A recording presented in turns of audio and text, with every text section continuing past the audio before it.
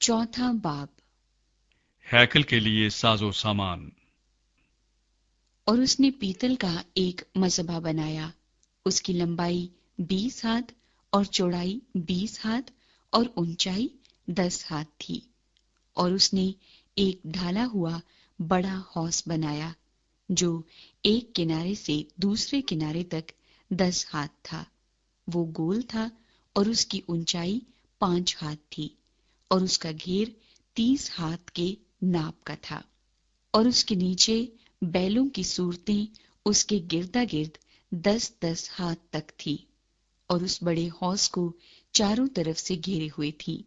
ये बैल 2 कितारों में थे और उसी के साथ ढाले गए थे। और वो 12 बैलों पर धरा हुआ था। 3 का रुख शुमाल की तरफ और 3 का रुख मगरिब की तरफ और 3 का रुख जनूब की तरफ और 3 का रुख मशरिक की तरफ था।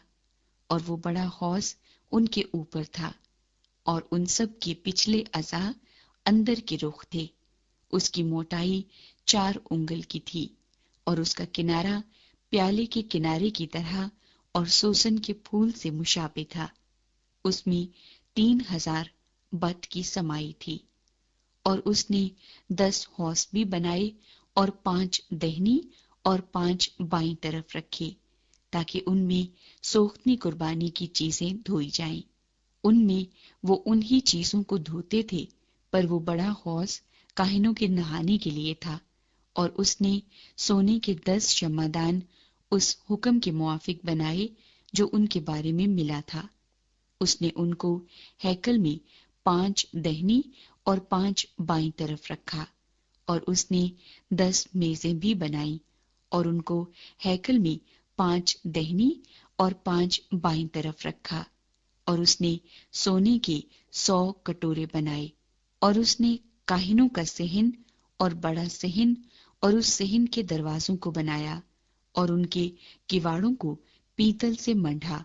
और उसने उस बड़े हौस को मशरिक की तरफ दाहिने हाथ जनूबी रुख पर रखा। और हुराम ने बर्तन और बेलचे और कटोरे बनाए।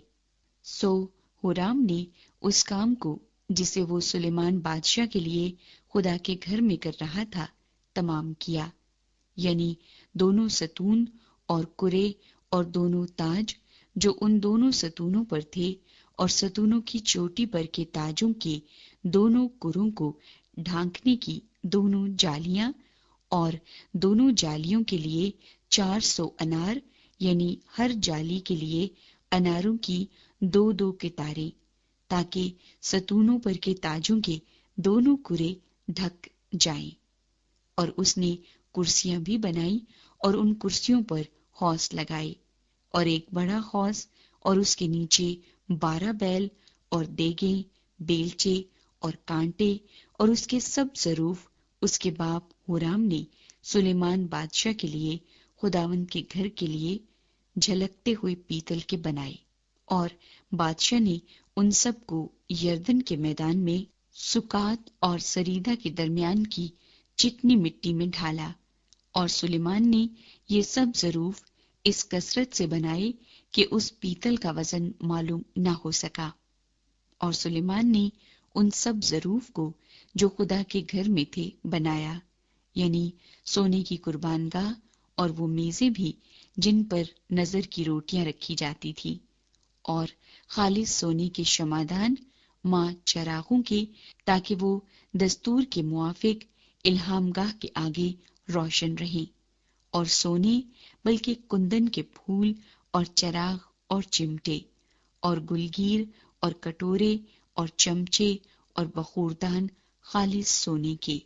और मस्कन का मदखल यानी उसके अंदरूनी दरवाजे पाक तरीन मकान के लिए, और घर यानी हैकल के दरवाजे सोने के थे।